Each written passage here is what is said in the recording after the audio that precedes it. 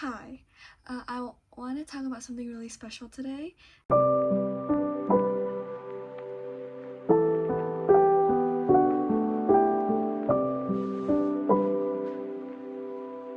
And this topic came to be because of accumulated memories of conversations and experiences I've had in solitude while dealing with chickenpox.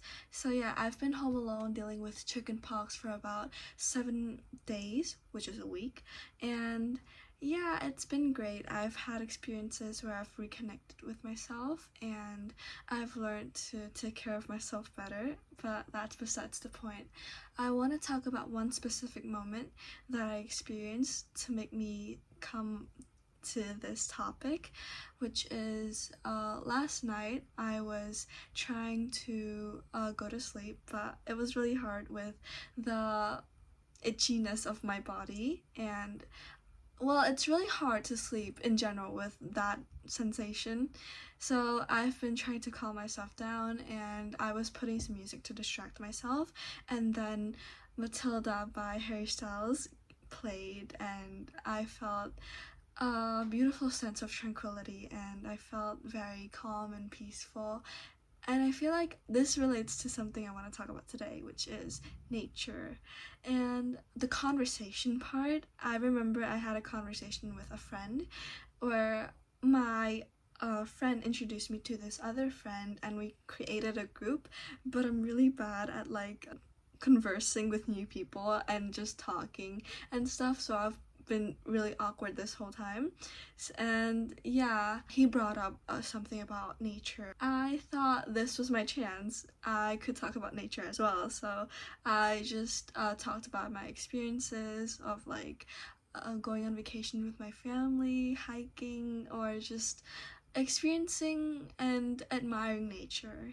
So yeah, today's topic is a love letter to nature. Sorry about my hair though. I had it cut not not recent actually. I cut it right before I went to my Vietnam trip, and I haven't been posting a lot, and I've been actually very worried. I thought about the podcast a lot, and I haven't been posting because I've been busy with like personal projects, but my aunt did bring up that I should establish a clear schedule for posting. So I think I'm gonna be posting every Sunday.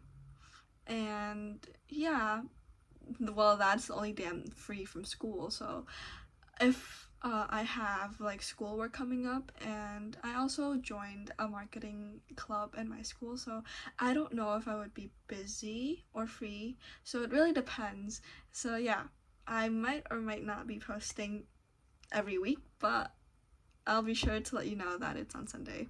My earliest memory with nature is probably when I was a kid and eating fish. And my mom and dad would always make me like eat fish, and yeah, it was always a staple in my family's home. Like every meal would always like generally include fish.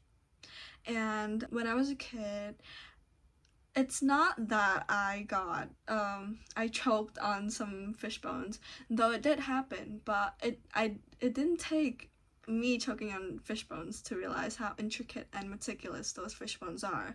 It was always a question to me how those fish bones even come to be in the first place, because those are not simple patterns, and a lot of things in nature you might find are not simple patterns. They're very unique, and it was always a question to me. I've always been curious about this, though I should know by now, but I haven't researched about it yet. So yeah, that was kind of my earliest memory with nature.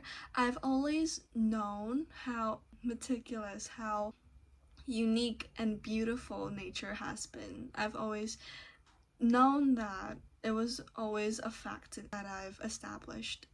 It's raining outside, actually. Well, I don't think you can hear the raindrops because it's been raining for a long time now, and it's not like raining cats and dogs, and it's just about to finish. So, yeah, the first thing I learned about, not like besides the alphabet, of course, the first thing I learned about in like science and stuff, I learned about this and I was so fascinated by it, and I've always been clear as day about the informations on this topic, which is the rain cycle. Not that I know every single detail of it, but like I guess I learned this in 4th grade. So what a 4th grade would know about water, or the water cycle, or the rain cycle, I still remember it till this day because it's always been like muscle memory for me. So yeah, I guess, wait, let me try. Is it evaporation, transpiration, condensation, precipitation, and runoff, right? Okay, I need to fact check this. I might be wrong, but that's what I've learned about the first thing after the alphabet, I think. That's like my earliest memory of science. And yeah, nature is very interesting. I started journaling not long ago, with my first topic being describe a memory that changed the way you saw the world.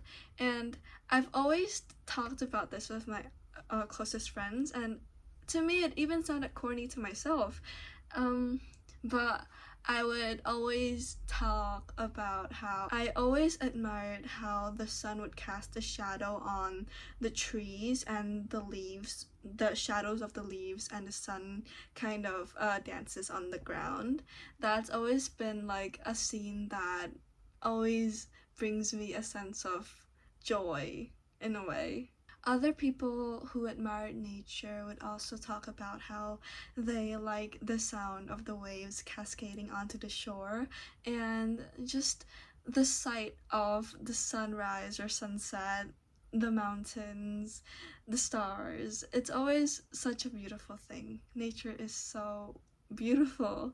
The dark green hues of the trees and the deep blue of the ocean is always such a scene of serene, and brings me in awe of how beautiful nature is. We notice these beautiful things of nature. We notice the light, the colors, and the simple patterns or the intricate patterns. But have we ever stopped to realize that nature has never asked for our attention? It never chased our attention. The trees do not perform for us.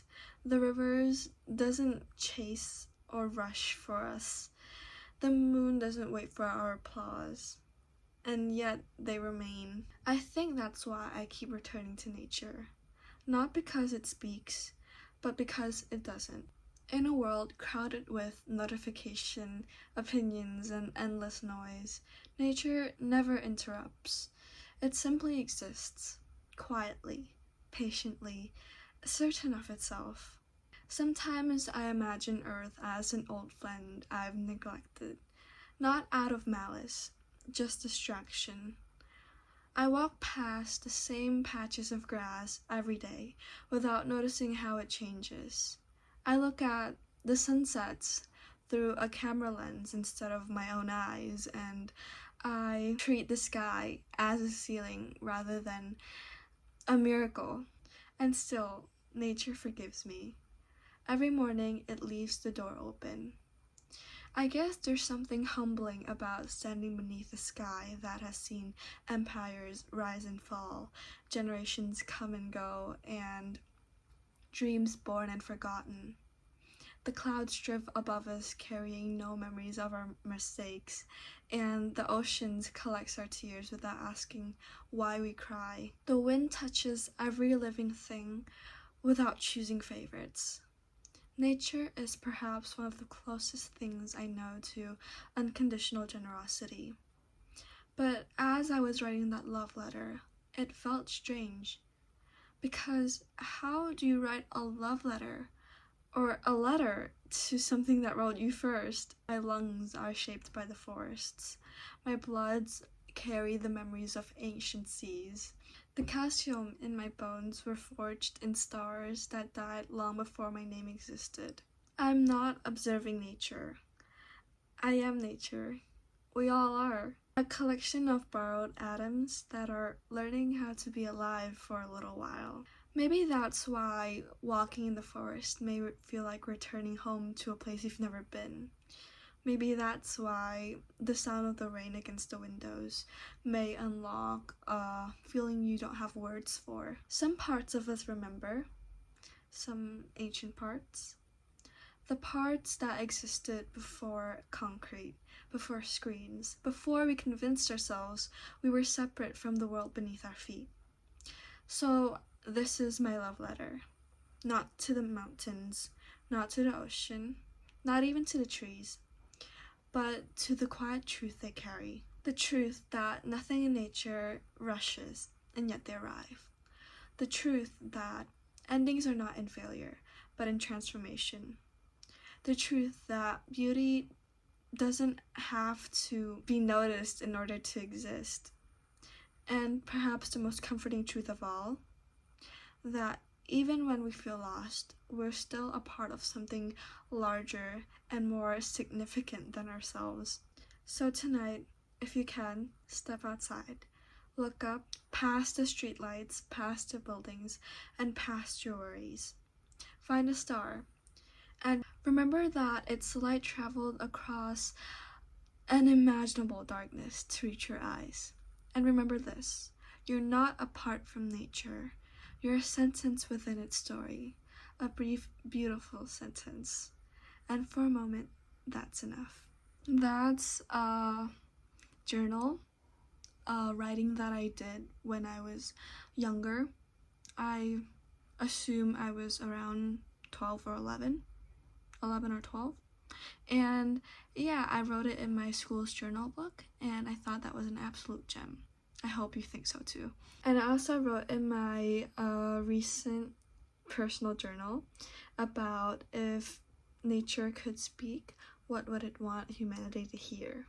And I think if nature could speak for just 1 minute, it wouldn't sound angry or dramatic at first. It would probably sound tired, but patient, like it always has been. It might say something like, I was never separated from you. I didn't exist to be used or conquered. I existed so that you could breathe, so that you could learn what balance was without needing to be taught it. I've been here long before your cities and your borders, and I will continue to remain long after them.